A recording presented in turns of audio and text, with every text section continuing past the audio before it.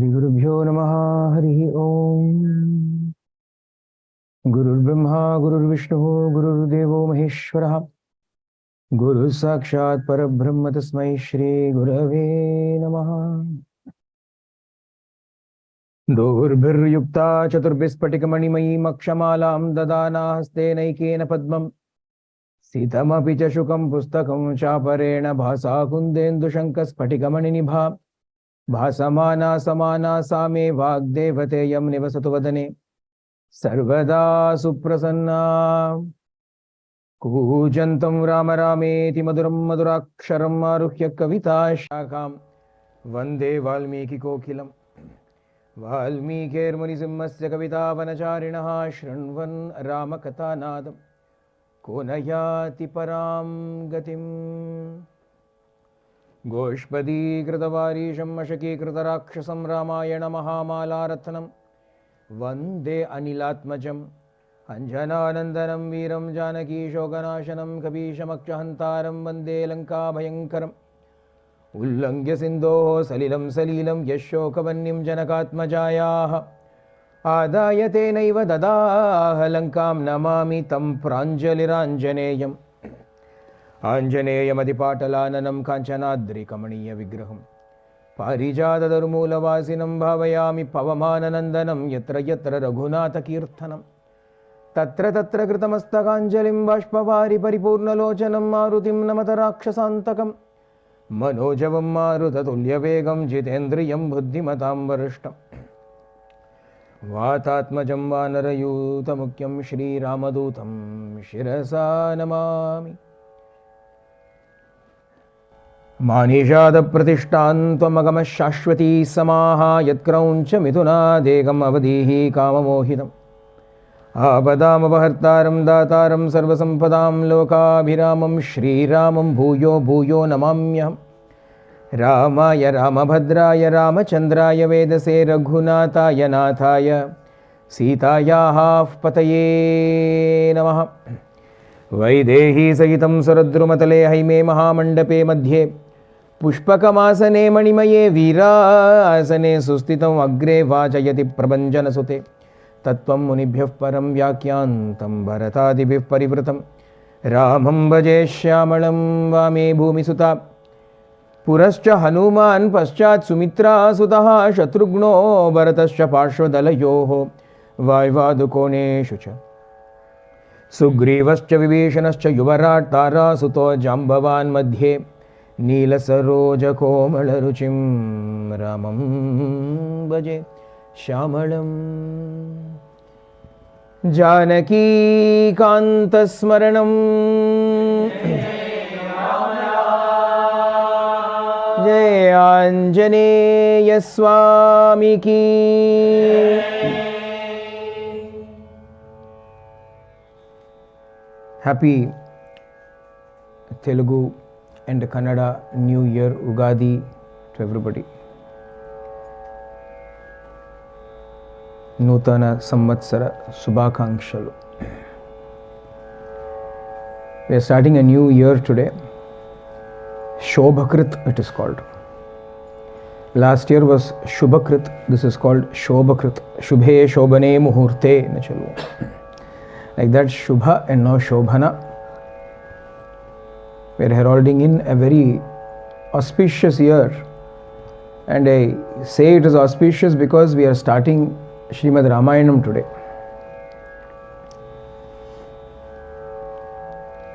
We are starting this new year with Rama Smarana, with the thought of Rama, which is what makes anything Shobhanam or auspicious. Bhagavad Dhyanam alone makes life itself worth living. The days that we live thinking about Bhagavan, the days that we live for Bhagavan alone are the days that we have lived in life. The rest we have merely survived. The lungs have breathed, the heart has beat, and the stomach has digested, therefore we also may have counted as having lived. But the days when we consciously connected to Bhagavan, the days when we actually dedicated our moments to Him are really the moments of our life, in which case we are all very, very young. we are all toddlers, perhaps infants.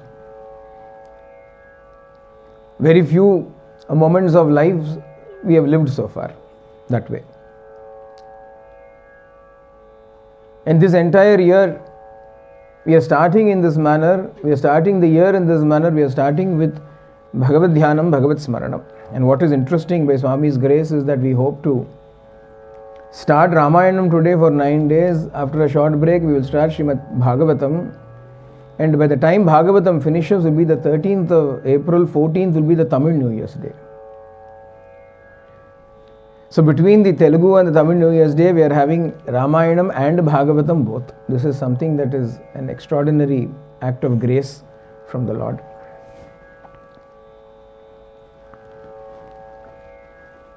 And this Ramayanam this time, we have called it Ramayana Sangitotsavam, the festival of Ramayana music, or a musical Ramayana as it were. Ramayana was written by Valmiki Bhagavan. Originally, although that is the verses that we use, the 24,000 verses that we have of Srimad Ramayanam, they were all actually set to music. When Valmiki Bhagavan completed the entire Ramayana, he was looking around to see who would be the best to deliver this Ramayana. Valmiki was living in an ashrama. There was no dearth of great Panditas, sages and saints, his disciples in the ashram. Bharadwaja Rishi himself was Valmiki's disciple. And a work of such beautiful chaste Sanskrit can be easily understood, remembered and delivered by those sages. There is no doubt about it. But as he was sitting there having composed his Ramayana and looking around, he saw all the sages walking up and down, doing their business. Some were sitting under the tree doing dhyana, and he was saying, no, not this person. This person cannot be right. This person cannot do justice to my Ramayana. But in each one he was not happy with. When two young boys presented themselves in front of Valmiki Maharshi, Lava and Kusha. Lava and Kusha were Rama's own children that were growing up in Valmiki Ashramam because Sita was there at that time. And these two young children came. Young boys they were. What was fantastic about these two young boys were they were good at everything. You name it and they were good at it. Whether it was all the martial skills of archery, horse riding, etc., they were good at that. Whether it was the Anushtana, the discipline, they were good at that. The life that was to be lived in the forest, they were adepts at that, even though they were young in age. And what they could also do was they could sing very beautifully. They knew the art of singing. They knew when to stop, they knew when to extend, they knew how to sing to Shruti, how to hold the raga, how to infuse bhava into that raga. All of this they knew it. So when he saw these two, he said, these are the best fit for delivering my Ramayana, because my Ramayana should be sung, not chanted. My Ramayana should be sung, not chanted. Why will it lose anything in chanting? It will not lose anything by chanting, but it gains a lot more by singing. Swami often used to give us this example of what is prose, what is poetry, and what is something beyond both prose and poetry, that is music. If a statement is made in prose, Rama, Nannu Kapadu, Rama, please protect me, is the meaning of this word, this phrase in Telugu. Rama, Nannu Kapadu, Rama, please protect me. This is prose. Suppose it has to be poetically delivered. Rama, Nannu Kapadu. Inflection order with some ups and downs it can be delivered, and it becomes a little bit better than Rama, Nannu Kapadu. Rama, Nannu Kapadu is Rama, Nannu Kapadu. But then when it is set to tune, Swami used to sing so beautifully, Rama, Nannu Kapadu, Rama, Nannu Kapadu. something gets added to it. Something magical happens to the words Rama Nannu Kapadu. That magic happens not only to us, but the Lord who is listening to it also is moved by that magic. He is also moved by that magic because Bhagavan is also Gana Priya, Gana Lola. He delights in music because his nature itself is music. Bhagavan himself is the best raga possible. The greatest raga that is there is Anuraga to Bhagavan. We raga from all the pleasures of the world and Anuraga towards Bhagavan. Viraga அப்படினா detachment from the things of this world, Anuraga அப்படினா attachment to the Lord. அப்போ Viraga and Anuraga are the best ragas possible. And Bhagavan is Raga Priya. He likes these ragas very much. He delights in music. Therefore, Valmiki said, if this Ramayana is to be presented by these two children in the form of singing, then certainly it will gain so much charm in it, because the feelings can be adequately conveyed through that medium of music. Because Ramayana was not written as a big Tattva Grantha. It is not a philosophical work by any means. On the other hand, it is filled, replete with all the various emotions that are known to man. Navarasa Bharitam, it is said. 9 different kinds of rasas are embedded in Srimad Ramayana. Rasa அப்படினா ஒரு taste, or essence, the essence of human emotions. What are the different human emotions? அப்படினா we are happy, we are sad, we are angry, we are disgusted, we are surprised, we laugh out loud when we are tickled, when something humorous happens, we are afraid. இப்படியா different rasas are there. Akhlada rasam, shoka rasam, hasya rasam, bhibatsa rasam, raudram, shringara rasam. So many different bhavas are expressed. All of those bhavas have been embedded in the Ramayana at various junctures. So since it has been composed like this, it was best delivered in the form of musical offering, like a song. And so when Lava and Kusha, who were experts in music, came there, he said these are the best to take up this message of Srimad Ramayanam and go and spread it to everybody. And where did it start? It started in Valmiki Ashramam. Where did it end? Ramasagaragamini. Ramayana Mahanadi, this great river of Ramayana, starts at the Valmiki Ashram. But where does this river end? All rivers end in ocean. This one goes to Ramasagaram, the great ocean called Rama. Because ultimately, Rama also heard this Ramayana. One of the virtues that Ramayana has got is that Rama himself heard the Ramayana. It is the official authorized biography. The official and authorized biography of Valmiki Ramayanam, because what Valmiki wrote, Lava and Kusha presented it in front of Sri Rama. Rama heard it and said, yes, indeed, this is how it happened. Okay. So what we have is the most authentic record of Rama's life. That is why these itihasas are like that. Itihasas are, in our Sanatana Dharma, we've got what is called as Itihasa and what is called Purana. Purana is what is written from memory, but Itihasa is written as it happens. Itiha, this is how it happened. Valmiki was a contemporary of Rama. Vyasa was a contemporary of the Pandavas. So the Mahabharata written by Vyasa and the Ramayana written by Valmiki are both called itihasas, historical accounts. They are real accounts. As things happened, unfolded, they were recorded. And instead of just being a history, it was made into a song and it was sung by Lava and Kusha. Today we have got a number of Lavas and Kushas here, and perhaps Lavis and Kushis too, who are all going to be pouring their hearts out as we go along to move all of us into that arena of song and music. One request though to everybody. here.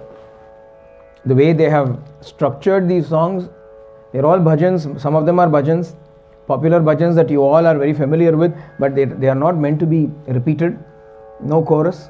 They are just going to sing, so please do not attempt to start in the enthusiasm, mentally sing. Do not physically join in or start singing, because then it will disturb the flow and the harmony with which they are going to be presenting it. And when I mentioned the word harmony, I'm told we are currently, the Harmony Week is running. What is called as the Harmony Week, which is a celebration of multicultural diversities and so on, which makes Australia what it is. We are celebrating that, and orange is apparently the color of harmony. So I thought I'm always harmonious.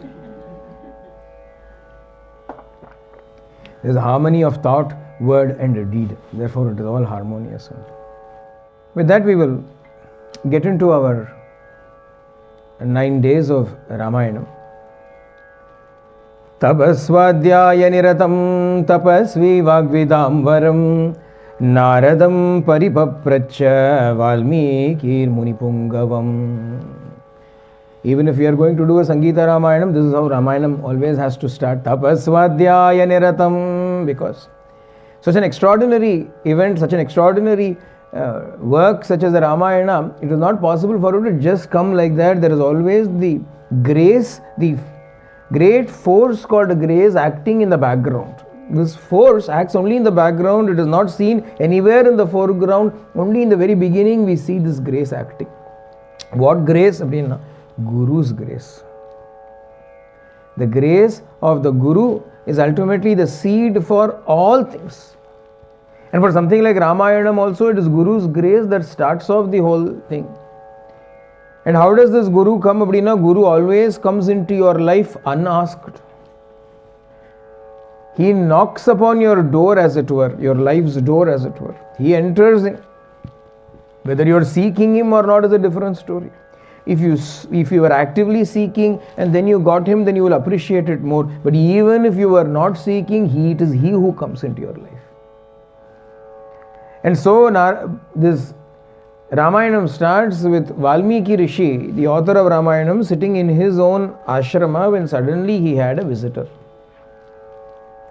Uninvited, unannounced visitor comes. Who is this visitor? Narada Maharshi. Devarshi Narada. The divine sage Narada walks in. What is unique about Narada? He is always thinking only about Bhagavan. Not only is he thinking about Bhagavan, he gives that divine feeling to everybody that he encounters. Naram dadati iti naradaha. A meaning is given for his word. Naram paramartha vishayam. That divine truth, that bhakti rasam is what is referred to as Naram. That is what he gives to all people. And therefore he is called Narada, the giver of that. And so he comes into Valmiki Ashramam also. And when he comes in, Valmiki welcomes him, gives him a ceremonial seat to sit. All the hospitality has been offered to him when they are all comfortably sitting there. Knowing such a great Mahatma has come to his ashrama, Valmiki does not want to while away that opportunity talking about unnecessary things. When a Mahatma comes, what do we talk to a Mahatma about? How is the weather? Who do you think is going to win the next cricket match? That is not the appropriate topic. What is the appropriate topic? Konasmin sampradam loke gunavan kascha viryavan dharmajnascha kritajnascha satyavakyo dridhavrataha charitrena cha ko yuktaha sarvabhuteshu kohitaha vidvan kaha kas samartascha kaschaika priyadarshanaha atmavan ko jitakrodho Dyutiman को नसूयकः कस्य बिभ्यति देवाश्च जातरोषस्य संयुगे एतदिच्छाम्यहं श्रोतुं परं कौतूहलं हि मे महर्षे त्वं समर्थोऽसि ज्ञातुम् एवं विदं नरम्. On seeing Narada, who is tapasvadhyaya niratam vagvidam varam Munibungavam Naradam. Narada, who was a jnani, Narada, who was established in the divine rapture, Narada, who was an expert in expounding the truth about the rapture, about the divine, who is capable of teaching everybody the method to attain the divine. An extraordinary sage, Narada, when Valmiki saw him, he asks him this question: tell me, who in this current present day and age is the ideal man?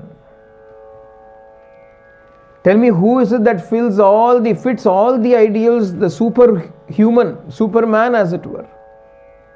Asmin Sampratam Loke, in today's contemporary world, who is the one who is filled with all kinds of inestimable virtues and attributes, divine attributes? Who is he who is valorous?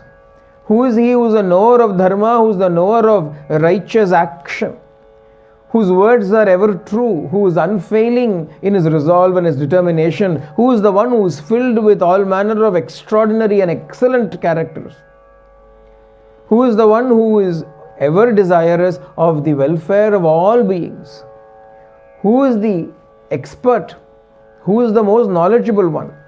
Who is the most skillful one? Who is the one that is an absolute delight to behold? Who is the one who knows the self? Who is the one who has controlled the self? Who is the one who has conquered his anger? Who is he who is ever radiant, who never finds fault with anybody?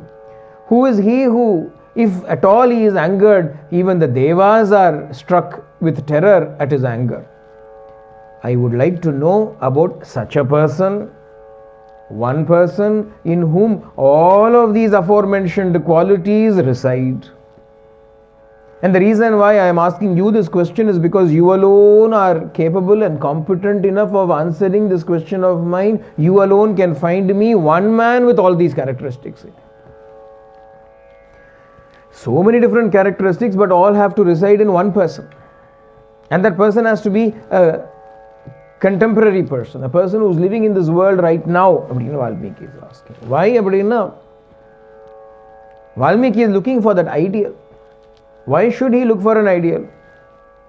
Why do we look for an ideal? Why is Valmiki Bhagavan so interested in finding such an ideal hero to write a story, so that his story can be written, or so that his ideals can be emulated and practiced, or perhaps so that his ideals can be spread to everybody, so that everybody is inspired into practicing all of those high ideals that he is embodying, so that everybody becomes also filled with all gunas, is virtuous and valorous, knows all dharma, knows the ins and outs of action, are all truthful in their speech and firm in their resolve. Realistic, do everybody have to be fitting into all of these? Not for that reason.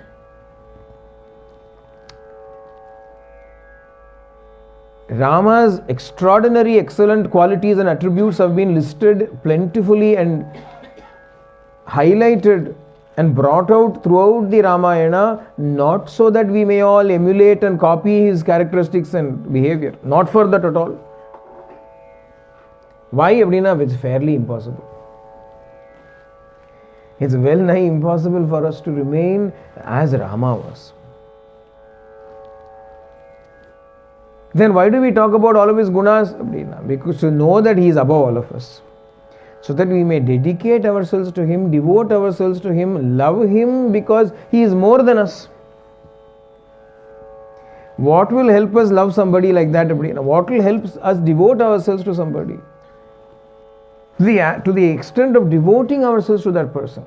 We can become friends with those who are equal to us. We can have compassion and love towards those who are lesser than us. But if somebody should be in every way superior to us, in every single way, if somebody is superior to us, what is it that you will have for them? But devotion, admiration, devotion. You will have love that is mixed with humility, love that is mixed with submission, love that is mixed with reverence, which is called devotion.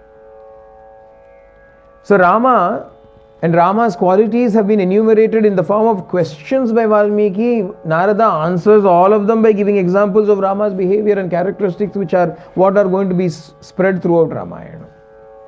And the reason he does it is so that Valmiki wants to celebrate this Rama in his heart. Valmiki wants to love this Rama in his heart. He wants to admire, adore this Rama in his heart, not to copy this Rama.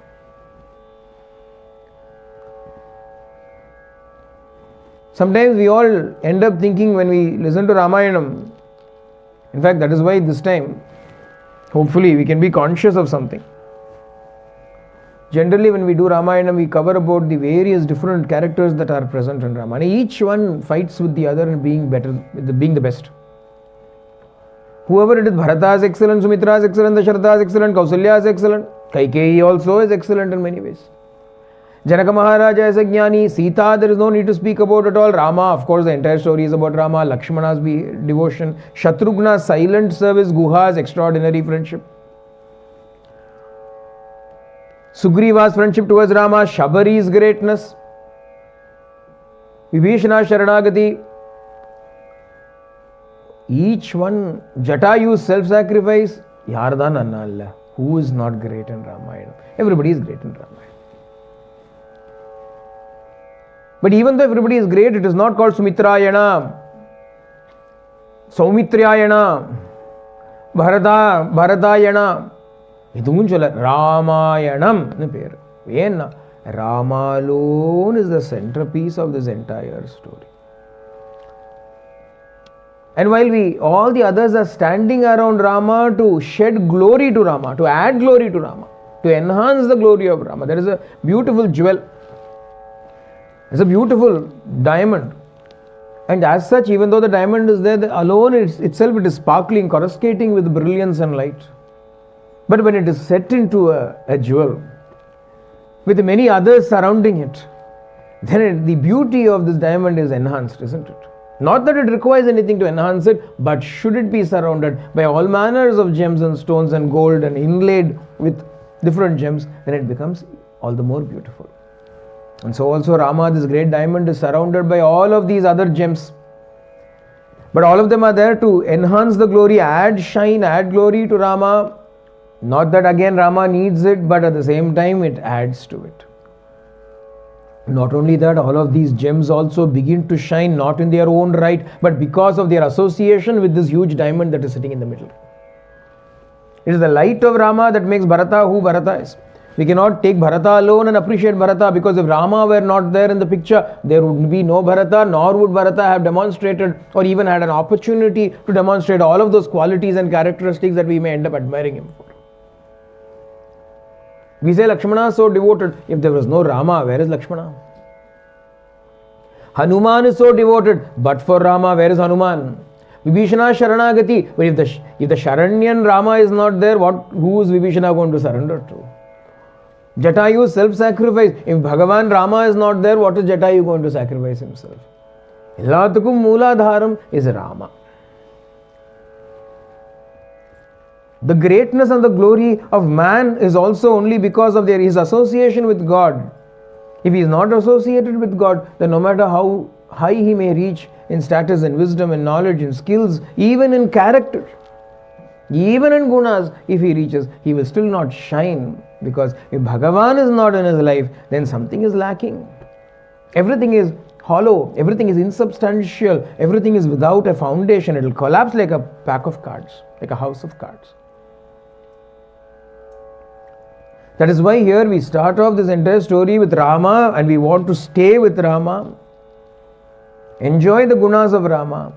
Celebrate the gunas of Rama. What we want to do is celebrate the gunas of Rama. That is why we are calling it an utsavam, a celebration, a festival. We are not interested in asking Rama for anything. We are not interested in seeking to learn from Rama even. What are we going to do, Budina? We are going to celebrate the fact that Rama is Rama. Rama is Rama, poor man. Neither irkiye, nee oru Raman irkiye poradha. You Rama are there, is it not enough? What more do we need? Do I also have to become a Rama when you are Rama? No matter what I do, I cannot become Rama. Whatever I do is only drama, not Rama. You alone can be Rama. There cannot be another Rama in this world. There has never been another Rama in this world since that Rama. Unless the same Rama himself came back again. Ramachandrude அப்படினு Swami சொல்ற மாதிரி, that same Rama has to come, only then perhaps the same qualities can be demonstrated. But if that Rama does not come, who can demonstrate Rama's qualities? Rama alone can own and demonstrate these extraordinary excellences. Therefore, what we are planning to do, what we are going to do, what we must to do is celebrate the fact that the Lord chose to incarnate himself as the mine house of perfection and all virtues. We don't have to own all of those virtues. We can go there and adore those virtues in him. By simply adoring him and adoring his virtues, by developing that love for him and developing that prema for him, what will happen? His glories will shine upon us also. Bharata did not become Bharata by himself. Hanuman did not become Hanuman by himself. Sita did not become Sita by herself. All of them arose to that stature only because of Rama shining in their lives. If Rama should shine in our lives also, then without needing to imitate Bharata or Hanuman or Sita or Lakshmana or any of the others, we will also carve out a niche for ourselves in the Lord's heart. But for that, he has to shine upon us. For him to shine, we have to fall in love with him. The best way to fall in love with him is by glorifying his gunas. Why do you love a person? If you love anybody in this world, why do we love somebody? The only reason why you love somebody is because you find something in them. Isn't it? You find something in them that is not there in anybody else. Something extraordinary, something that moves you, something that goes and touches your heart.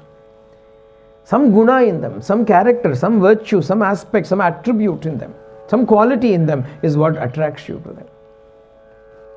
And so Rama decided to have all qualities in him. Why? Each person has a different taste. One person likes a truthful man. I like only those who are truthful. Say, I am truthful. Another one says, but he has to be good looking also. He can be truthful, but ugly and truthful. Even now, how is Ramayana Eka Priyadarshanaha Sadaika Priyadarshanaha? Beautiful to look at. Charming to look at also. Some people say, I can't be bothered about his Satyam and Gityam and all that. I just want to have his darshan. I want to look at him. But to look at him, he should be lookable. Rama is like that. Another fellow says, I want somebody who is valorous. Rama is valorous. I want somebody who is firm in his resolve. Rama is firm in his resolve. What is Rama's resolve? Firm in resolve, firm in resolve. What is his resolve? What is he determined to do? Determined to protect us, determined to uplift us, determined to emancipate us, determined to rid us of all our fears. That is his resolve. He says, if you come to me, if you surrender to me, then I will certainly rid you of all fears. That is his resolve. Etad vratham mama, this is my firm vow. So for those of us who are wanting somebody who can free us of our fears, then Rama says, he puts his hand up for that also. Catering to every desire that may be present in us. We want to admire something specific. Each one wants to admire something specific. The intelligent man wants to admire somebody who is more intelligent than him. The strong person wants to admire somebody that is stronger than him. Each one wants to admire somebody who is more than him. Rama is standing head and shoulders above everybody. Ajanubahum aravindanetram. Ajanubahuma, Rama is standing there.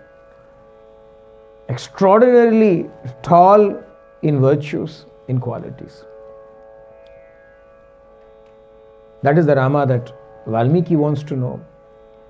He doesn't just want to know about Rama from anybody other than somebody of the caliber of Narada. Because he is inquiring about Rama. What is the logical thing to do?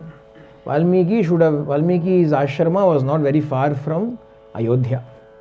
Because when Rama comes on his Vanavasa, exile to the forest, they stop at Valmiki Ashrama right at the beginning. I mean, not very, very far away. Valmiki could have just as easily made a trip to Ayodhya and, like a journalist, gone and interviewed everybody, the common man on the streets of Ayodhya. So, what do you think about your King Rama? What are your opinions about Rama? You could have gone and sat down with Kausalya, taken an appointment with Kausalya and said, so tell me about the childhood of your son. Did you always know he was divine? Did he show any remarkable traits and characteristics even as a young child, young boy? You should have conducted an interview, taken copious notes, and then you should have collected and compiled all of that together and produced Ramayana. Clear? Sari, forget all of that. Sitama is living in his own ashrama. He could have gone and asked Sita, hey Sita, tell me about your husband. He doesn't ask any of those people. He's asking Narada. In the entire Ramayana, we do not find Narada playing any role at all. It is not that Narada was walking along with Rama throughout, shadowing Rama, knows everything about Rama. Narada role illa. Narada appears, the cameo appearance, he guest appearance, he comes in the beginning of Ramayanam first and he vanishes after that. No Narada after that. Why ask Narada? Narada is a jnani. If you want to know about Rama, whom should you go and ask? Not the common man on the streets, nor even the mother, nor even the wife. Ask a jnani. Ask the Brahmajnani about Ramayana, about Rama. Because everybody else will interpret Rama in their own ways. Everybody will interpret Rama in their own individual, limited ways. They will draw their own conclusions, reasons and conclusions for various behaviors of Rama. A jnani knows Rama Tattvam. Rama Tattvam is Brahma Tattvam. Ramanama is the Taraka Nama. If his very name alone is enough to enable us transcend the samsara, what kind of a being should that be? And the being, only Mahatmas, Mahajnanis are conversant with the truth of Rama, and therefore Valmiki goes and asks Narada about the truth of Rama. That is why Tapaswadhyaya Niratam. Narada, who is established in tapas alone, can give the right explanation about Rama. Those who do not have tapas cannot speak about Rama. And in order to speak about Rama, he did so much tapasya before he can write the Ramayana. You may question, oh, then have you done so much tapas that you are sitting and talking about Ramayana? Narada did tapasya, Valmiki did tapasya, but Lava and Kusha were only young. No? Lava and Kusha were only young and they were able to narrate the Ramayana. Oh, so are you Lava and Kusha? I will share a small anecdote. Once in summer course, Swami gave a series of discourses on the Ramayana. And I would write down every single discourse of Swami. It was a sadhana for me, not to make notes and so on. It was my sadhana. So that I don't miss a single word of Swami's, I would write, as it was being said in Telugu, I would write it in English.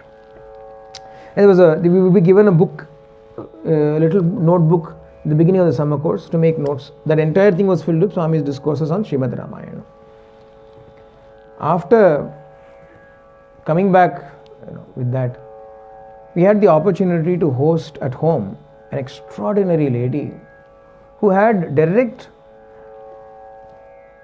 communication with Swami.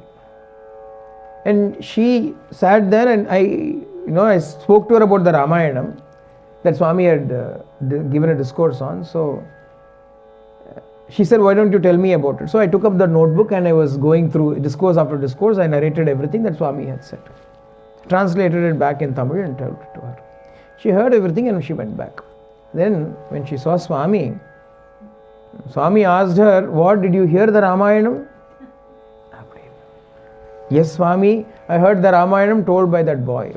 Swami said, like Rama hearing the Ramayana from Lava and Kusha, you have heard it from him. Swami said, oh, like Rama listening to Ramayana from Lava and Kusha, have you heard it from him? Swami made a mention.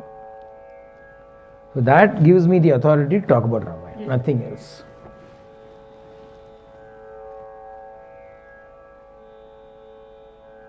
Tapasvadhyaya niratam tapasvi vagvidamvaram naradam paripapracha Valmikir Munipungavam. அப்படின்னு Valmiki Bhagavan asks Narada. Narada narrates the entire set of qualities of Rama, saying it is not an exclusive, exhaustive list. It is many more. But here is the story. அப்படின்னு in 100 verses, the first Sargala, entire Ramayana is narrated in a summary. Listening to that, Valmiki is engrossed in Ramadhyana. Narada takes leave. It is time for Valmiki's afternoon ablutions. Sandhyavandanar Madhyanikam. So he takes up his, whatever little things he has to and goes to the river Tamasa Nadi. The river Tamasa flows nearby. He goes to Tamasa Nadi. His disciple Bharadvaja follows him, carrying all the, a piece of extra cloth, the kamandalam, etc. of the Guru. The Guru is walking ahead, the disciple is following behind. Oh, beauty. And Valmiki goes to the Tamasa river. His mind is filled with Rama, Rama, Rama, Rama. He has listened to the story of Rama. His mind has been captivated by the persona of Rama, by the grace of Rama, by the compassion of Rama. Not only that, it is popularly held that Valmiki himself attained his sagehood only by the constant meditation of Ramanama. Therefore, everything comes together very nicely for him. He is in a very beautiful frame of mind, and as he is standing there upon the banks of the river Tamasa, and he looks at the clear, pellucid waters of the river flowing, he looks at Bharadvaja and he says, Akardamamidam tirtam Bharadvaja nishamaya Ramaniyam prasannambhu sanmanushyamano yatha. Bharadvaja, look at these waters. How beautiful they are flowing. How pure they are flowing. Clean, clear and pure as the mind of a virtuous man. This is the advantage of shadowing a Guru.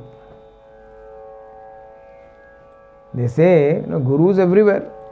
No doubt about it. But if you can physically shadow the Guru, what happens? There are moments of teaching. Formal teaching is different. But then there is teaching that happens spontaneously. And you do not know when and where it will happen. You may be with him for days together, nothing may happen. Suddenly something will come, and it depends on the time, the place, our receptivity, our deservedness, everything comes together and a gem will drop from him. Sometimes that gem is enough to illuminate us, to enlighten us. But how do we gather these gems? Unless we are shadowing him, as it were, paying keen attention to everything that he says and does, we will not find these things. But Inge Bharadvaja has got that proximity with Valmiki. He is following Valmiki, and as he has gone to the banks of this river, immediately Valmiki looks at the waters and says, look, Ramaniyam, how delightful these waters are. It is not the water that is delightful. Nature, he is standing in the midst of beautiful nature, the gurgling Tamasa river, the beautiful, dark, dense, verdant forests, the bird call, the animal calling, all of these natural sounds, the ambience is there, but that is not what is delightful to him. The delight is from inside, outside delight. Ramaniyam, it is delightful, it is attracting. What is attracting? Not the outside, the inside. The inside, if it is nice, makes the outside also shine. That's an example. San manushya mano yatha. The virtuous na enna artham? Sat manushan artham. Sat abdina truth. In the truth abdina, not the verbal truth that we speak about, the highest truth. Sat manushyaha abdina, one who is conversant with that truth. How is his mind? Sat manushya manas. Sanmanushya manas, how is the mind of the jnani?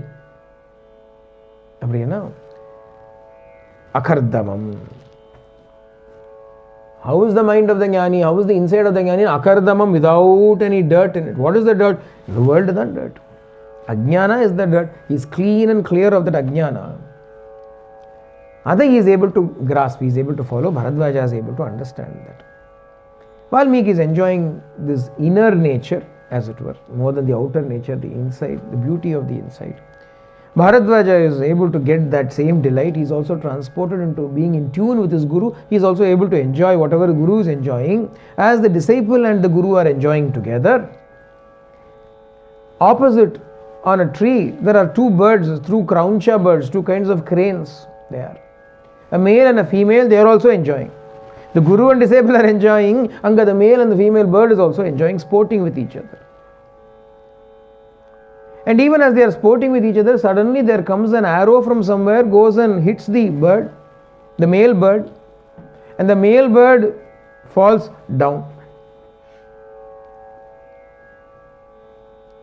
Male bird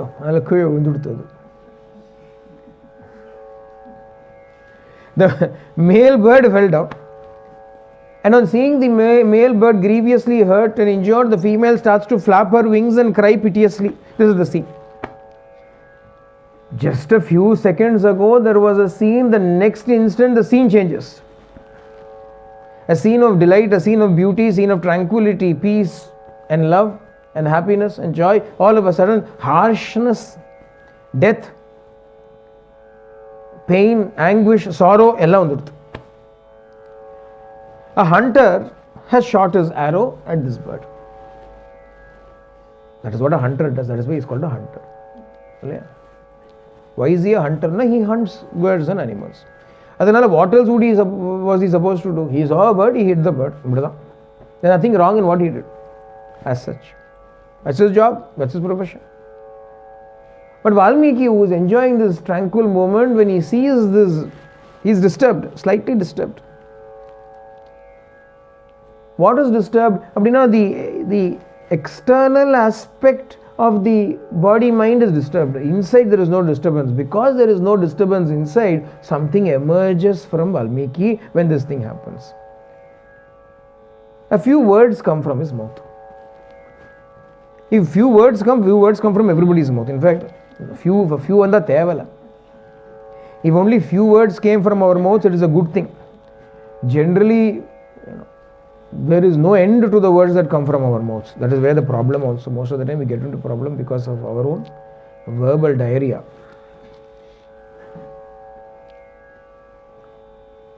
But the words that emerged from Valmiki's lips were set to a delightful rhythm, tune, etc. Manishada pratishtan tvam agama shashvati samaha Yatkrauncha mitunadekam avadihi kama mohitam. These are the words that came from Valmiki's mouth. Manishada pratishtan tvamagama shashvati samaha Yatkrauncha mitunadekam avadihi kama mohitam. Not an ordinary sentence. What is the beauty of the sentence? There are two lines and both the lines have the same number of syllables, same kind of setting, same kind of meter. Normally when we speak, we don't speak like that. One sentence is long, another sentence is short. And both the sentences were exactly, both the lines were correct, as though it is poetry. There was no poetry, it seems. There was no such thing as poetry until these words came from Valmiki's lips. That is why Valmiki is called Adi Kavi, the original poet. The first poet. Poetry started with Valmiki. And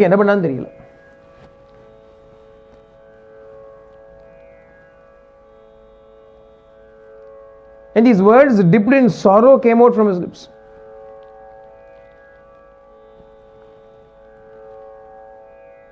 They were rhymed lines, equal number of syllables.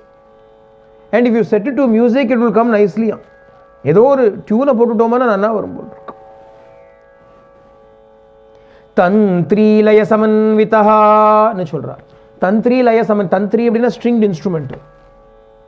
Veena, violin இதெல்லாம் stringed instruments இருக்கு இல்லையா. லயா அப்படின்னா beat, rhythm.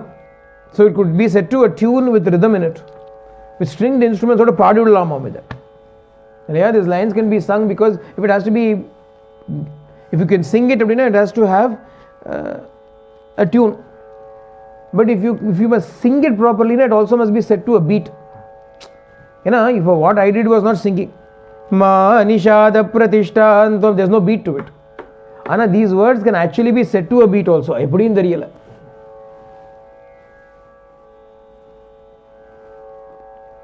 It is called Marga style of singing. Abdina Ramayana itself tells us.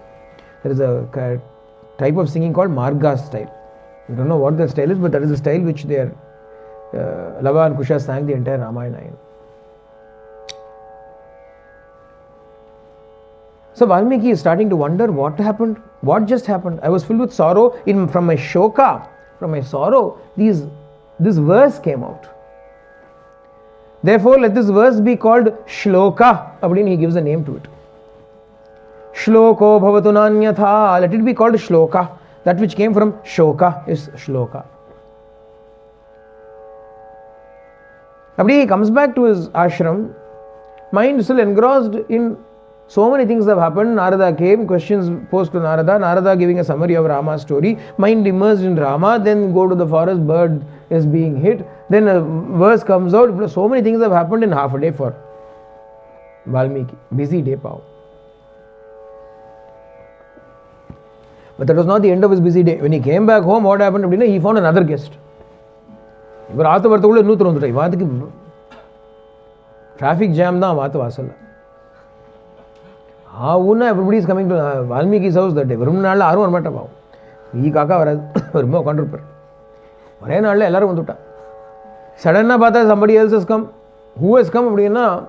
Brahma himself has come. Brahma himself is sitting there. Valmiki again paakrar, Brahma has come.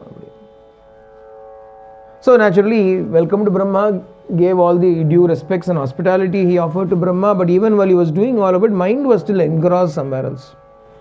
He sat in front of Brahma. He didn't ask any questions. Questions all Narada kata. Brahma to question na Brahma can't. He's just sitting quietly in front of Brahma, but mind distracted. But Brahma himself picked up on it and said, I know your mind is distracted. You are still thinking about what happened in the banks of Tamasa. Don't worry, you have composed a verse called Shloka. And why has it come abdinna? Machanda devate brahman pravritteyam saraswati. It is by my will, my command that Saraswati has appeared through your lips in the form of this verse. Hasima Chodradundu. Narada is Brahma Manasa Putra. Narada is Brahma's son. Saraswati is Brahma's wife. First who came? Brahma's son came. Narada came. Thereafter Brahma's wife Saraswati also appeared. So naturally Brahma looked around, where is the son? Son is not there. Say, where is wife? No, wife is also not there. So he came looking for son and wife. All of them have come to Valmiki's ashrama. Narada the son and Saraswati the wife both have come. Therefore Brahma also came for finding them. Machanda Deva. It was my will that Saraswati should appear upon your lips. Remember this thing. If we are able to compose something, sing something, it is not by our will. Machanda Deva. Divine will have to make it happen. Only then it will happen. If divine will is there, only it will happen. Otherwise it won't happen.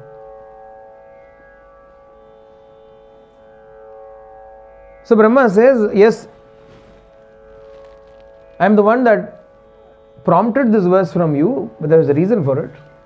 I want you to create an extraordinary epic of Rama's story, Rama's life, as you have heard from Narada. Meditate upon it. All knowledge will be revealed to you. Nothing will remain hidden to you. Not a word that you write will be false. Every single thing will be true. Go and write. They don't need to ask anybody. Brahma gave a boon. Unasked Brahma gives a boon.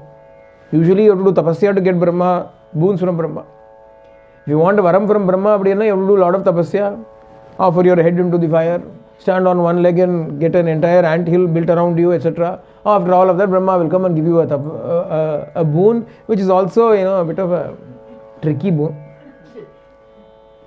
He always creates a loophole in that boon and then only gives it. He doesn't straightforward boon. Nobody lived happily after receiving Brahma's boons.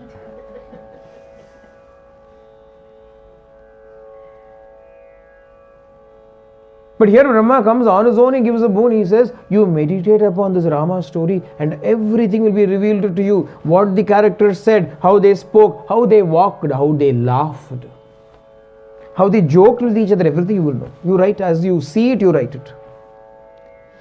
You visualize all the past events in your samadhi sthiti, everything will be revealed to you as though watching a movie. And you simply put all that into the kind of poetry that I have already created for you.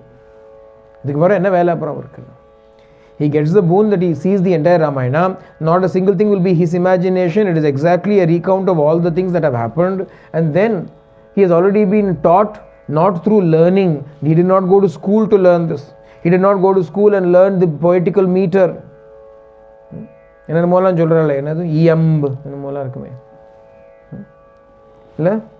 Iambic meter in English la undu adella namakku chandas appadina Sanskrit la it's called chandas, meter is called chandas, meter appadina English la undu.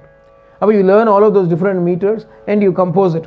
Haiku appadina first line has so many syllables, second line has so many syllables, enamo appadila panni tha eludano. You have to do all of that. Valmiki did not go and learn anything.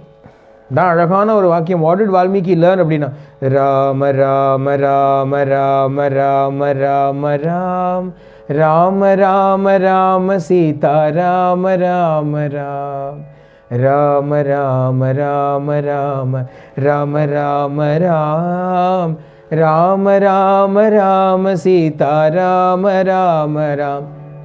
That is all he learned. And that was enough to bring all manner of knowledge to him. Is that the right way to learn? This is the right way to learn. We are learning in the wrong way. We are learning how to construct the poetry and then we are breaking our heads trying to fit everything into that poetry. And it is a spontaneous flow of divine grace. That is why this epic is given such a divine status and worshipped. Even now it is worshipped. Even today we are narrating this Valmiki Ramayana. That which comes through divine grace, ordained through divine grace, kripa siddhina peranik. That alone is worth having. So all our efforts should be aimed at gaining this grace, not gaining all manner of other things. If you gain grace, what is not possible for you? If grace is there, what is not possible for you? There was a boy in Bharti who spent all the time with Swami. He had no time to study. Swami wanted him every time. He was very close to Swami. So Swami kept on, He had no time to study, but exams have come. Whether he studies or not, exams come. Kala Chakra. So exam time came and he does not know anything. So he came to Swami and said, I don't know anything, Swami. Swami said, don't worry. Swami created a pen. Swami materialized a pen and gave the pen to him. He said, you use this pen and write. All answers will come to you. You use this pen and write, all answers will come to you. Literally, he didn't write with the pen. The pen wrote with him. The pen wrote with his hand. His hand didn't write with the pen because this divine pen wrote with his hand. He said, how do you explain this, Chalunga Baba? This is not something that happened in Treta Yuga. This happened now. He creates a pen and gives the pen. Another case, he created a paper and pushed it into the person's thigh. 3 more. Implanted. Thigh implant. Swami created a small piece of paper with all the answers and then he pushed it into this person's thigh. It went into his thigh. He said, now you go, you write whatever you want. You know everything. Where is he getting it from? Thailand. Yeah. Swami wrote a poem. Tai tai tai tai tolbomma tamasu chudaro tolbomma. This tai tai tai tamasha eduthundi tai tai. Life became a dance for this boy. Tai tai na adan mushtam. All answers are there. So either he creates a pen and gives it to you, or he creates the paper and pushes it into your thigh, implants it into you. What can he not do? What can Bhagavan not do? Instead of pursuing him single-mindedly, wholeheartedly, completely for all worldly success, also you pursue him. Why pursue the worldly things for? Because if you pursue the worldly knowledge, you will only get that. Perhaps you will get that. There is no guarantee you will get that. You will definitely not get anything from divine grace. On the other hand, if you actively and only pursue grace, only pursue God, then you will get everything as a result of that. That is Valmiki's story, Valmiki's experience, Valmiki's Anubhava. And so Valmiki sat and wrote the Ramayana, and the Ramayana was then taught to Lava and Kusha, who went and presented it in Ayodhya, including to Sakshat Rama himself. So how does this Ramayana start? This is the preface, foreword. ஒரு 4 வார்த்தை சொல்லியிருக்கேன். சொல்லுவாங்க ஒரு 4 வார்த்தை சொல்லுங்களேன் அப்படின்பா. 4 words. It is a foreword. ஏதோ ராமாயணத்தை பற்றி ஒரு 4 வார்த்தை சொல்லியிருக்கோம். But the actual story starts. How does the story start? There was a king called Dasharatha. Dasharatha lived in Ayodhya, ruled over Ayodhya. He belonged to the most illustrious clan of those days called Raghuvamsha, Raghukula. The clan of Raghu. King Raghu was the ancestor. Another name for it was Ikshvaku Vamsha, the clan of Ikshvaku, the king. Ikshvaku was the ancestor of this lineage. Raghu was one of the ancestors of this lineage. Kakutstha was another ancestor in this lineage. These were all different kings that came in this long line, and this lineage itself was known in honor of all their names. Ultimately, the first progenitor was Surya Bhagavan himself, Vivaswan. That is why it is called Surya Vamsha. Surya Vamsha, Ikshvaku Vamsha, Raghu Vamsha. But so many names, illustrious lineage of kings, each one father to son, not one of them ever breaking the line of dharma. Another glory of the Vamsha, the clan, was that it was filled with kings that practiced dharma, gave up their lives if necessary, were willing to lay down their lives for dharma, but never gave up dharma. This is the lineage of kings. Harishchandra was in this lineage only. He was known for his adherence to truth. In this long lineage, there was the king called Dasharatha. And Dasharatha married his first queen, Kausalya. And as a result of marrying Kausalya, the Desha, the country called Kosala, also was given to him. So he became Kosaladipati, the lord and the ruler of Kosala Desha. Ayodhya was the capital. Ruling over this Ayodhya, the king was virtuous. All the people in his kingdom were happy.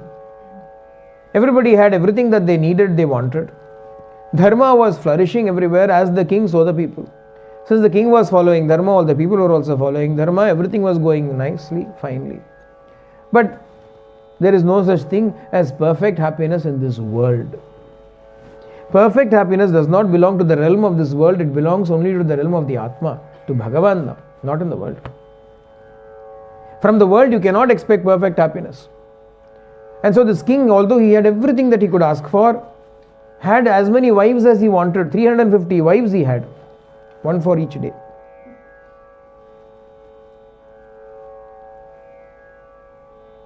Three principal wives were there: Kausalya, Sumitra, Kaikeyi.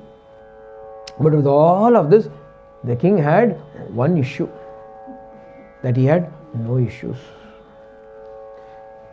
He did not have any children. And not having any children was a great source of agony and sorrow to this king. Not because, I don't have children. The sorrow was, who will I hand this extraordinary kingdom over to? Adan the Raja oda varutha. Dasharatha was sad that he did not have a child, not because he did not have a small son to play with, to teach, or to somebody who will help him get hot water to him when he is old. ஜென்ரலாக நம்ம ஊரில் சொல்லுவா இல்லையா, வயசான காலத்தில் ஒரு வெந்நீர் வச்சு கொடுக்கறதுக்கு ஒருத்தன் வேண்டாமா அப்படின்னா. நம்மளே கெட்டில் போட்டு வச்சுட்டா போச்சு, இது ஒருத்தர் வேணுமா?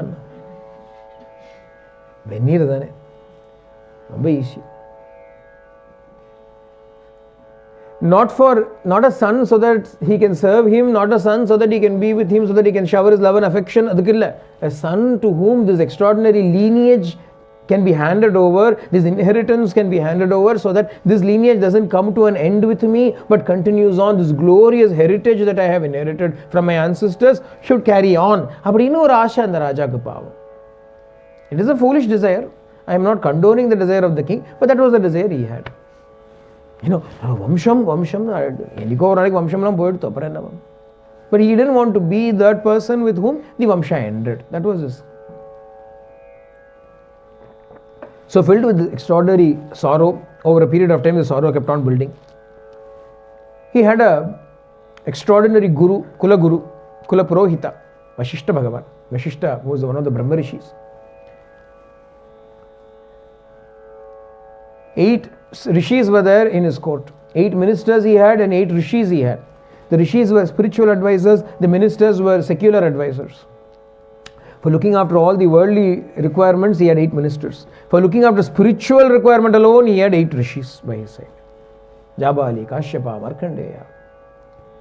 Vashishta, the most important of them all was Vashishta. And so when this problem was there and nobody could solve this problem for him, he kept on marrying, hoping somebody will give him a child, but nothing worked. So what did he do? Finally, he turned to his guru and he went to Vashishta Bhagavan and he said, please, you've got to, you've been the priest and the teacher, the preceptor of this clan for many generations. Vashishta, old person. He has seen many kings. He has taught many kings. He has taught Dasharatha, he will teach Rama also. Affair but a Brahma Rishi.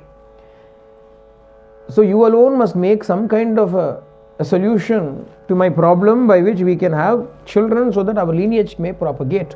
He submitted it. Vashishta said, there is only one person who can solve your problem.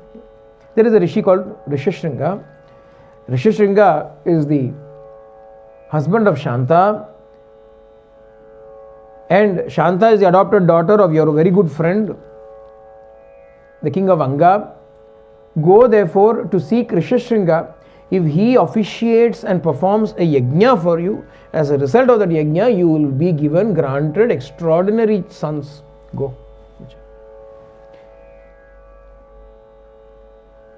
So our king Dasharatha went to Rishishringa the rishi, sought Rishishringa out. All the big story of Rishishringa la Ramayana. But if I start telling the story of Rishishringa now, it will become Rishishringayana, not Ramayana. Adanala, we will only keep him as relevant to the story for now. Rishishringa, this extraordinary tapasvi, wherever he went it would rain. Whomsoever he decided to grace will receive grace.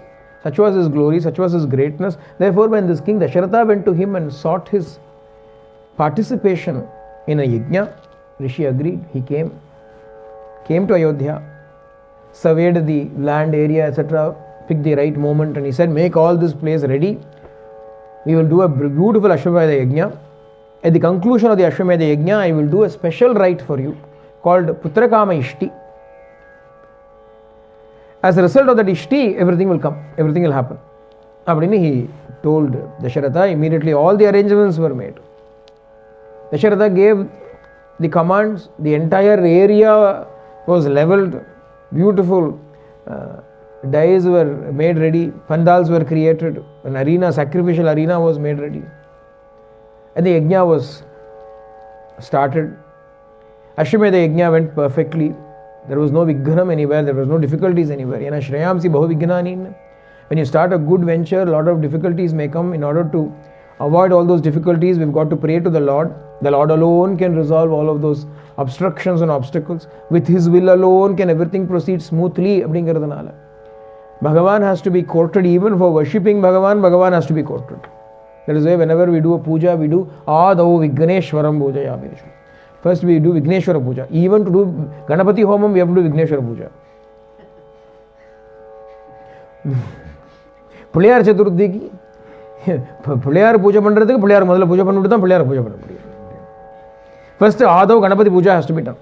Even if you are doing Ganapati Homam, Ganapati Puja has to be done. Hey, Madal whole puja is for Ganesha. Even then Ganesha Puja has to be done.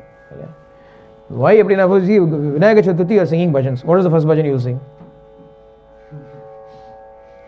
Hey, every bhajan, first bhajan will be Ganesha bhajan. Okay. But Vinayaka Chaturthi bhajan also first bhajan is Ganesha bhajan only. Even for singing Vinayaka bhajans, you have to sing Vinayaka bhajan. And the Madri Bhagavan has to be propitiated to even propitiate Bhagavan. What is the meaning of it? Otherwise, we will get the idea that we are doing, we are accomplishing, how great we are, how devoted we are. That idea should not come into us. Right at the beginning, we submit ourselves to Bhagavan and we say, Bhagavane, without your grace, it will not work, therefore shower your grace. Bhagavan is propitiated. Bhagavan was appreciated in this manner. Putrakameshti Yajna was going to be started. All the, and the Kalatila, when the Yajna was performed, right at the end, Ahutis will be given to all the Devas. Ahutina offerings, ritual offerings are made into the sacrificial fire, and the idea is that the fire will take all of those and hand it over to the respective deities to whom it has been offered. Indraya Swaha, Indraya Idam Namama. If it is offered to Indra, then Agni will take it and offer it to Indra. அதே மாதிரி பிரஜாபதி யஸ்வாஹா, ருத்ரா யஸ்வாஹா அப்படின்னு to each of the deities are invoked and offered, and the offerings are conveyed by Agni to all of them. This was the routine in order to, because Dasharatha was performing the yajna, Vasishta was there, Rishishringa was officiating it, such an extraordinary gathering was there, therefore all the devas are also physically present to take their offerings, it seems, even though they were invisible to most eyes. The rishis could see them, but all the devas are assembled in the sacrificial arena. All the galleries were filled with devas. The all the people are sitting, the bleachers are filled with all the normal people, and a balcony arrangement, devas were sitting in the balcony. They had separate. All the devas are assembled there. All the chota mota devas came first. Order first. After everybody was assembled, they were all chit-chatting, talking to each other. A common topic. In those days, there was only one topic for all the devas. Life is very difficult. Then topic devas ko if we all go together, what we do? We would go somewhere. How are you? Don't ask. Life is not easy. So it is not restricted only us. Devas also have this problem, it seems. So when all the devas got together, what were they doing? Bemoaning and complaining to each other, life is very hard, life is very hard. Why is your life hard? My life is hard for a different reason. Why is your life hard? No, there is a fellow called Ravana. There is a Rakshasa called Ravana, a demon called Ravana. Other fellow said, oh, that Ravana is also the source of problem for me. Everybody had a common point, rallying point for everybody. Ravana became the common point. Everybody said, you also Ravana, oh. What happened? Don't tell me. That day I went to, he did this, he did that, he tortured me like this, he tortured me like that, he stole my freedom away. He stole my wife away, he stole my granddaughter away.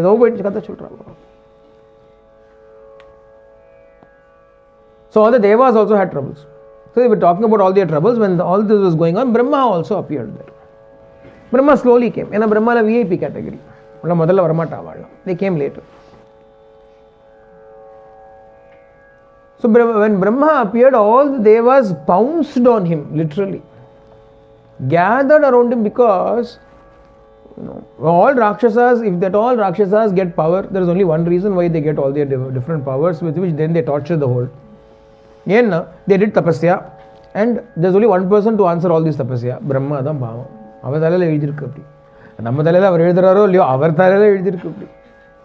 It is written on Brahma's forehead too. It is written on all of Brahma's foreheads to go and give boons to Rakshasas when they ask for it. Therefore, he had gone and given boons to Ravana. Using the powers that he got from Brahma, Ravana was torturing not just the humans, but also the rishis, also the devas. Even if Ravana did not personally go and torture them, under his leadership, all the gundas were there. They are doing.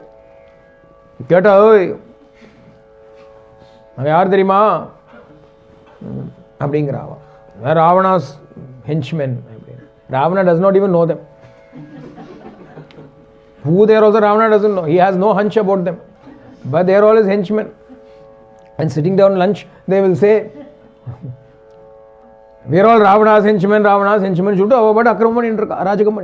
going around creating all kinds of havoc in Ravana's name. So all the devas complained to Brahma and they said, who asked you to give boons like this? Brahma, what can I do? There are laws in this world. If somebody does this karma, they get the appropriate result of that karma. He performed penance. You are crying, you perform penance, I will give boons to you also. We can't do tapassa now. Leave it.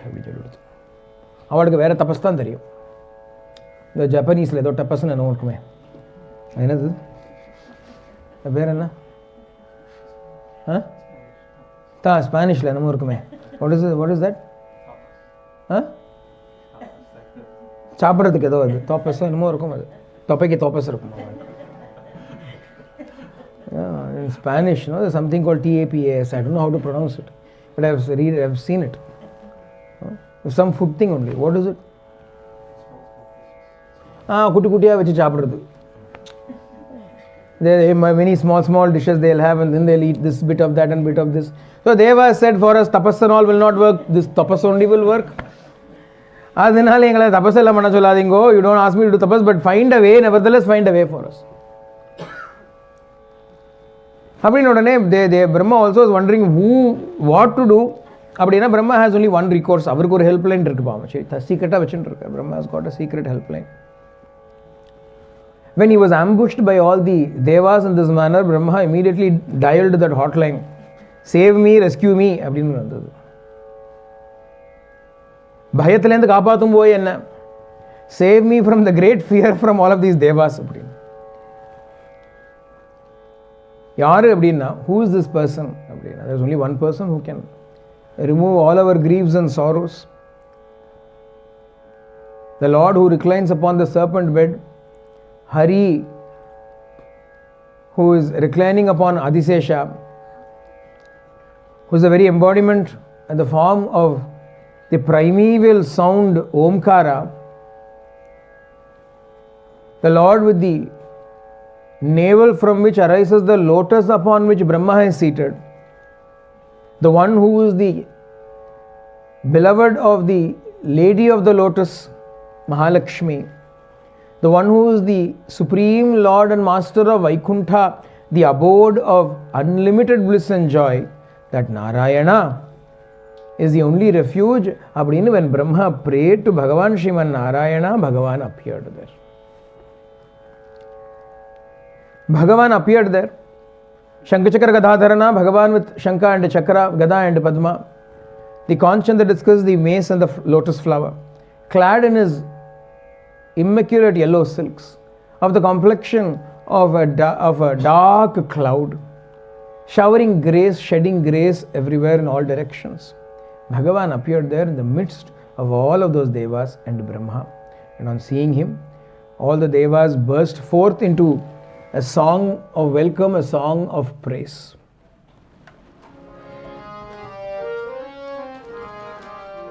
Bhava bhaya vanjana shesha shayanari,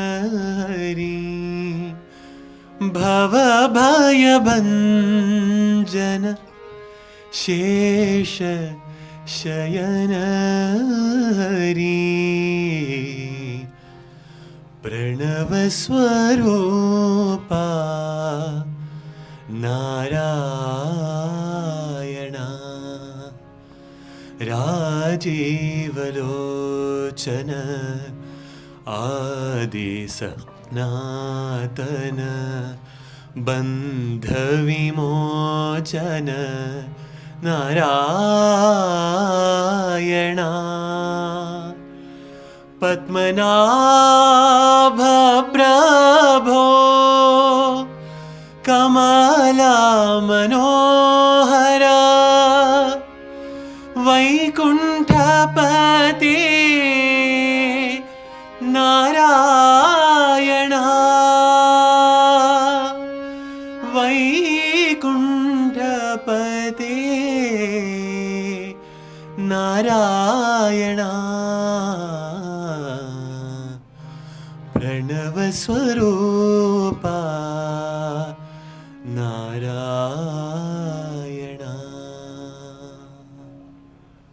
Bhagavan Pranavaswarupan, Nadamayan, who takes the form of the primeval sound Omkara, the one who destroys all fear of samsara for us. The Vaikuntapati, Bhagavan Shriman Narayana, made his appearance. And when he came there, all the devas surrendered to him. They prayed to him, Bhagavane, protect us, Trahimam. You alone must save us. Bhagavan said, why? What happened? as though he does not know anything. Bhagavan asked why, what happened.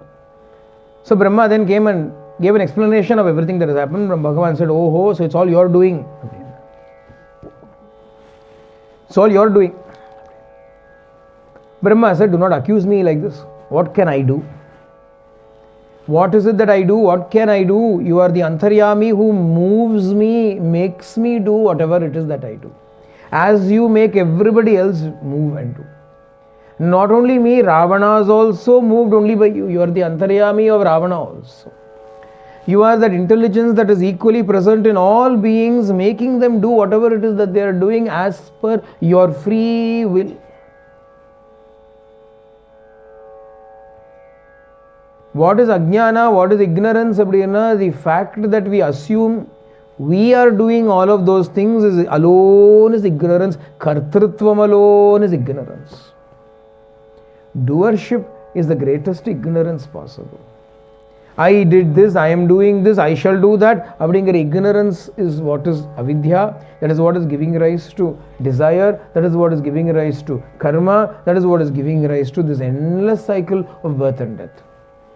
If we can get out of this arrogance, this idea, this false notion that I am the doer, naham karta iti vishvasa amritam bhitva sukhi bhava nichaya. If we can drink the nectar called I am not the doer. Bhagavan is established in the sthiti, and all the others are caught up constantly in the maya, thinking we are the doers of all things. But Brahma says to Bhagavan, Bhagavane, you alone are directing this entire drama of this world. Jagannataka Sutradhari you are. Not only are you the Jagannataka Sutradhari, you are also the Jagad Ashraya. You are also the refuge of all the worlds. Not only are you the refuge of all the worlds, you are the Jagadodhara, you are the Uddharaka, the emancipator of all the worlds. And how do you emancipate these worlds? You give to us your most beautiful name, your holy and purifying name, which is the name that can allow us to cross this samsara, this ocean of transmigratory existence. Abhayarpata Bhagavane, we offer our millions and millions of salutations to you, our prayers to you, we surrender to you. Bhagavan, you should do us a favor. Bhagavan said, what should I do? Bhagavane, I have given a boon to Ravana that he is immune from all manner of beings, because he listed out a whole list. He gave a big list to me. He came to me and he did tapasya. And when I appeared in front of him and I asked him, what do you want? He said, I want immunity from Devas, Rishis, Yakshas, Gandharvas, Kinnaras, Kimpurushas, Siddhas, Charanas. He gave a big list. Nagas, Uragas, Sarpas. Very list. He gave a big list. And because of the power of his penance, I had to say yes to everything. Luckily, by your grace, he forgot to include 2 items in that list. Nor did he have the intelligence to say, this is not an exclusive, exhaustive list. Everything that is not included in this also, I should be immune. Luckily, he did not say. So he left out 2 species from that list. What? Humans and monkeys. He left out humans and monkeys from this list. Therefore, Brahma ... pannar. So Bhagavan looked at him and said, what do you want me to take avatar as a monkey? Ye na ache, Varaham ache, Narasimhan ache, Matsyam ache, Kurmam ache. I have already taken avatars as a fish, as a tortoise, as a boar, as a semi-lion or a half-lion. Now don't ask me to be born as a monkey. मेरी मन की बात ये नहीं है भगवान. That is not what I intended to. To become monkeys, there are others. Yarana, these devas who are ambushing me, I have already written for them. Let them be monkeys. But you should become the man. Not just a man, the man. The Purushottama, the highest of men, the best of men. You alone can adorn that glory in that pedestal. Therefore, Bhagavani, you should be taking an avatara as a human being. This Dasharatha here is performing Putra Kameshti Yajna. He wants children. We have all gathered together here today to receive his offerings which he is giving us. He has called us for a feast, hoping he will have a child. Bhagavani, you must become his child. Because you alone are the refuge of this world. Why am I daring to ask you this? Apart from you, who else is there who can save this world?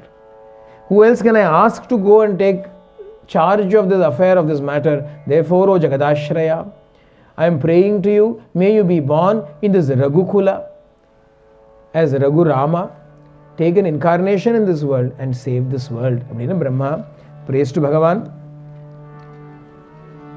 Jagadashraya Shri Raghu Rama, Jagadashraya Shri Raghu Rama, Jagadodhara Sita Rama, Jagadashraya Shri Raghu Rama, Param Pavana Taraka Nama, Shri Rama, Koti Pranama, Sai Rama, Koti Pranama, Sharanam Sharanam Atma Rama, Jagadashraya Shri Raghu Rama. When Brahma prayed in this manner to Bhagavan, Bhagavan also said, Pitaram Rochayamasa, I have already selected Dasharatha to be my father. In the past birth, Dasharatha and Kausalya had performed tapasya. It was a different kind of tapasya, not one dedicated towards you, but to me. And therefore I appeared in front of them. Bhagavan tells Brahma. And when they looked at me, they forgot everything. They forgot why they prayed to me. They forgot why they did this penance. And on seeing me, they said, oh, we want a son like you. They asked. I said to them, it is not possible for a son like me. Apart from me, there is nobody else who is like me. Advitiya Parula, I am the Ekam Advitiya Vastu. I alone am. Like me, another is not there. Therefore, I myself will be born to you. No, I gave a boon to them. This is the time for me to redeem that boon that I have given to them. Therefore, I shall be born. Myself, I shall be born as the son of this Dasharatha and his main wife Kausalya. And my own amshas, my own other aspects shall be born in other forms. 3 others will be born along with me. And we shall live upon this earth for 11,000 years. And we will destroy the entire clan of Rakshasas and bring peace and prosperity to all this world. Bhagavan gives a boon to Brahma and to the Devas. So for Rama Avataram to happen, not only is Dasharatha praying, Rishishringa performing a sacrifice, etc. Devas are praying, Brahma is praying, Bhagavan says yes to it finally. Dasharatha becomes the beneficiary of the prayers of so many.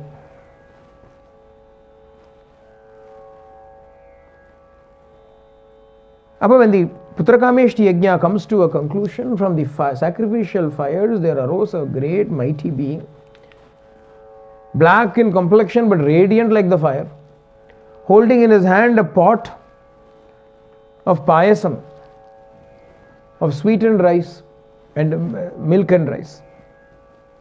He came up with this pot and gave it to Dasharatha, and he said, O king, carefully give this to your wives, you don't drink it yourself. No matter how tempting it is, you don't drink it. You give it to your wives. If they drink it, they will have children, sons, valiant sons in the due course of time. This Yajna Purusha came, gave the patram of payasam, this vessel of payasam to Dasharatha and disappeared. The rishis were happy. They said, aha, our yajna has borne fruit. Then and there it has borne fruit. After doing yajna after a long time, maybe not, let us see, hopefully. Then and there Yajna Purusha appeared, gave the patram of payasam to the king, and he said, give it to your wives. And actually he vanished. King was elated. He thanked all the rishis, he honored all the brahmanas, gave them gifts in abundance, sent them all away, and then came with his wives and doled out that payasam to his wives. And a beautiful story our Swami narrates of how this payasam was doled out to everybody. Originally, according to Swami's version, Dasharatha had impartiality towards his three wives, so he gave 1/3 to Kausalya, 1/3 to Sumitra, and 1/3 to Kaikeyi. So the three principal wives, he gave each one 1/3 of the payasam. Vashishta said, don't drink it just like that, have a ritual bath, wash your hair, talaiki kudichuptu. Anushthanatoda, with all purity, you should have this thing. After the yajna, snanam is also part and parcel of it. So all the ladies went, they had their, shower and so on. And as Sumitra was upon the terrace drying her hair was all wet till she was standing there drying her hair, the cup of payasam was in front of her. The cup of payasam was on a ledge in front of her, and as she was drying her hair, she started to think, Kausalya is the principal wife, Kaikeyi is the favorite wife. Kausalya's son has a chance to become the king, or Kaikeyi's son has a chance to become the king. Between these two, one of them will have to become the crown prince and thereafter the king. I have been given a payasam. Why is this payasam for me? What should I gain by this payasam? Even if I do have a son, my son has no chance of any kingship or anything unnecessarily. Fight should not emerge because of my son. The third spoke in the wheel. Adanala, why is this payasam for me? Abrini, she was contemplating. As she was hesitating to drink it, suddenly from somewhere a bird flew down, an eagle flew down, took hold of this vessel with this little cup of payasam with its claws and flew away. Now, while she was hesitating to drink it, doesn't mean some bird can take it and go away. Chucho, payasam is gone. What do I do now? What do I do? If I go and tell the king, that is the end of me. And now, after such a great effort, after performing yajna, finally payasam came. It is not payasam made in the house. So, chata botu pala vachi banna payasam anna. It's a home cooked payasam that if you lose also doesn't matter now. This is divine payasam. The gods themselves have appeared and given this payasam. How dare we lose this payasam? Abdini, the king will take me to pieces. What do I do? Abdini, she ran immediately to Kausalya and Kaikeyi and she said, sisters, this is what has happened. What do I do now? Abdini, what a name. Kausalya said, don't worry. I will give half my payasam to you. Abdini. Kaikeyi, not to be outdone, said, I will also give half of my payasam. Abdini. So what happened in the end? Half of Kausalya's payasam came into Sumitra's bowl. Half of Kaikeyi's also came into Sumitra's bowl. She got more payasam than the others. So quickly they all drank the payasam. Who knows what else will come? Let us drink the payasam immediately. All three of them drank their portions of payasam. That missing payasam that was taken by the eagle went flying all the way from Ayodhya. Not an ordinary eagle, it was divine eagle. Chumma parakkala. Gend parandada nere it went to Anjanadri. Where is Anjanadri? Andhra Pradesh. Anjanadri. Where Tirupati, 7 hills of Tirupati, one of the Tirumala hills, one hill is Anjanadri. Why is it called Anjanadri? Anjana Devi did her tapasya in Anjanadri praying for a son. As she was standing in the middle of a stream, praying and offering the water in Arghya, suddenly a bowl came and fell into her hands. An eagle dropped the bowl and flew away. What is in the bowl? Payasam. She thought this was a divine blessing. She drank the payasam. And we know who was born as a result of Anjana Devi consuming the payasam. Anjaneya was born. Hanuman was born as a result of that. That is why he was so devoted to Rama. This payasam distribution happened. Consumption also happened. Everybody had their payasam. 3 seen, 1 unseen. And in the due course of time, they conceived, they became pregnant,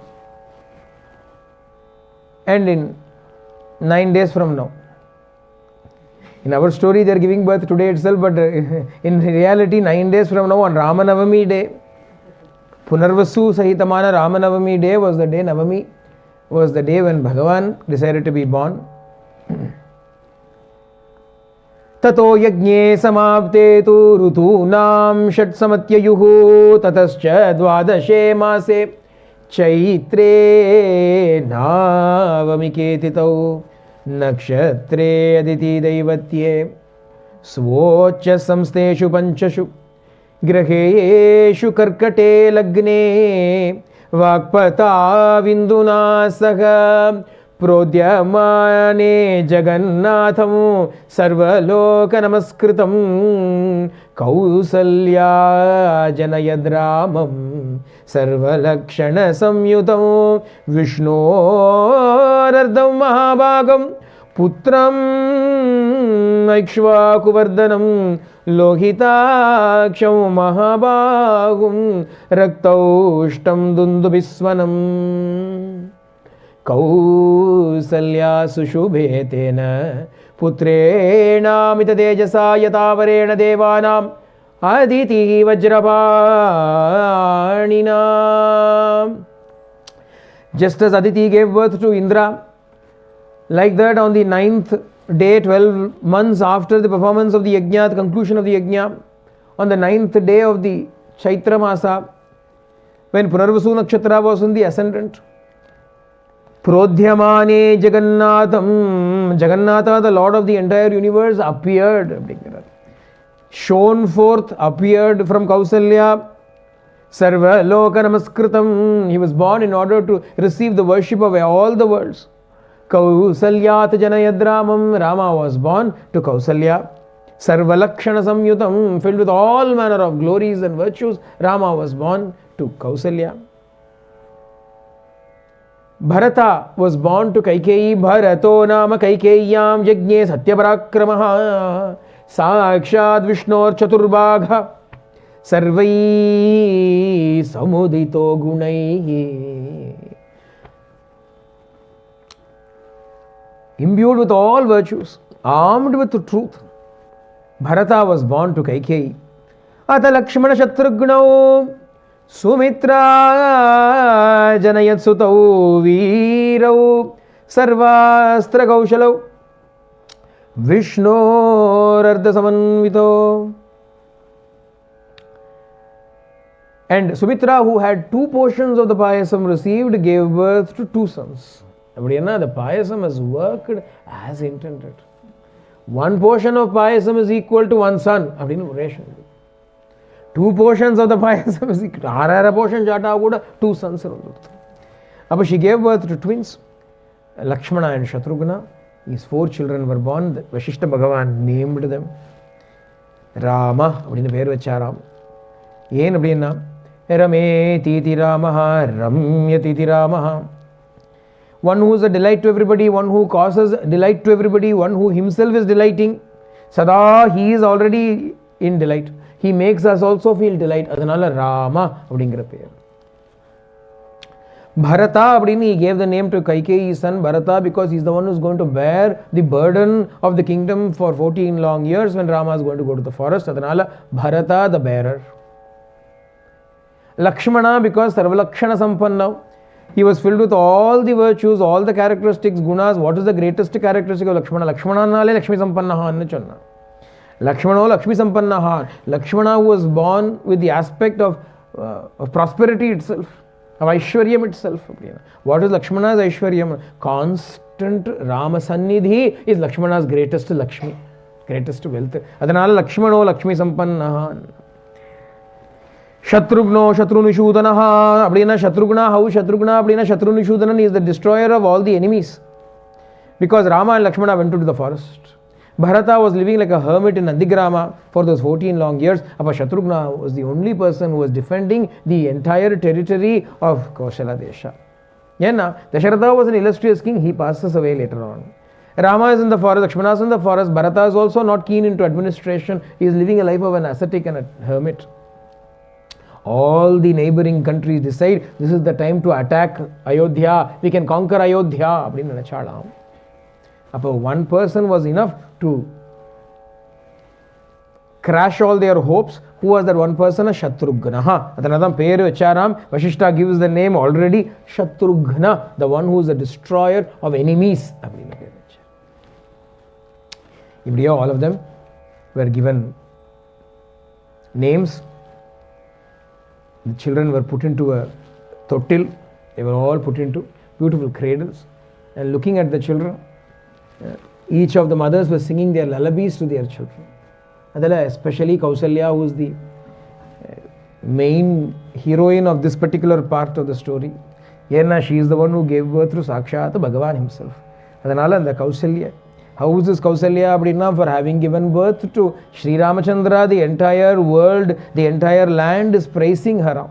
எல்லாரும் புகழறாளாம் கௌசல்யா தான். Everybody is praising Kausalya. Aha, Kausalya, you gave birth to such an extraordinary son. அப்படின்னு that Kausalya, what does Kausalya sing to that Rama? கௌசலை தன் மணி வயிறு வாய்த்தவனே மண்ண புகழ் கௌசலை தன் மணி வயிறு வாய்த்தவனே தென்னிலங்கை கோன்முடிகள் சிந்துவிப்பாய் பொன்ஷேர் தென்னிலங்கை கோன்முடிகள் சிந்துவிப்பாய் பொன்ஷேர் கண்ணீனன் மாமதழ் புடைசூழ் கணபுரத்தின் கருமணியே கண்ணீனன் மாமதழ் புடைசூழ் கணபுரத்தின் கருமணியே என்னுடைய இன்னமுதே ராகவனே தாலேலோ என்னுடைய இன்னமுதே ராகவனே தாலேலோ தாலேலோ தாலேலோ தாலேலோ தாலேலோ தாலேலோ தாலேலோ தாலேலோ தாலேலோ தாலேலோ தாலேலோ தாலேலோ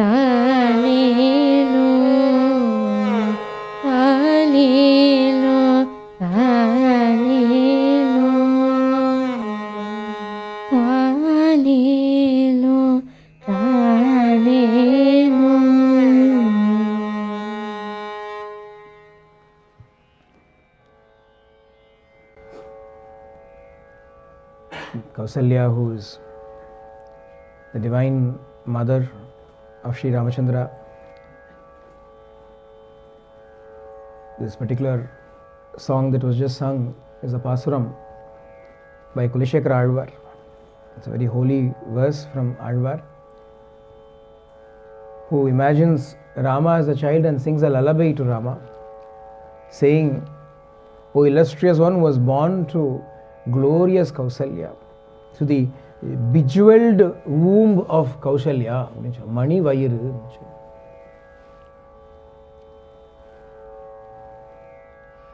என்னுடைய அமுதே அப்படின்னு ராமரை கொண்டாடுறார். How is Rama celebrated அப்படின்னா, ஓ மை ஸ்வீட் நெக்டர், என்னுடைய அமுதே அப்படின்னு, oh my nectar, oh my Lord, oh my sweet nectar. தாலேலோ, go to sleep, go to sleep, go to sleep அப்படின்னு this song was rendered. With that we will allow little baby Rama along with Bharata, Lakshmana and Shatrugna to have a good night's rest. Tomorrow we will come and wake them up in our session tomorrow, and they've got lots to do. They've got to go to school, they've got to learn. Adanala tomorrow in our session we will come and say, get up, get up, get up, time for school. Vashishta is waiting. We will wake them up. We will see all of that. tomorrow as we continue with our Ramayana Sangitotsavam. Sarve bhavantu sukhinah, sarve santu niramaya, sarve bhadrani pashyantu, ma kaschid dukkhavag bhavet, loka samasta sukhino bhavantu, loka samasta sukhino bhavantu, loka samasta sukhino bhavantu. Shanti shanti shanti. Hari Om Tat Sat. Shri Sai Ishwararpanamastu. Janaki Kanta Smaranam. Jai Jai Rama Rama.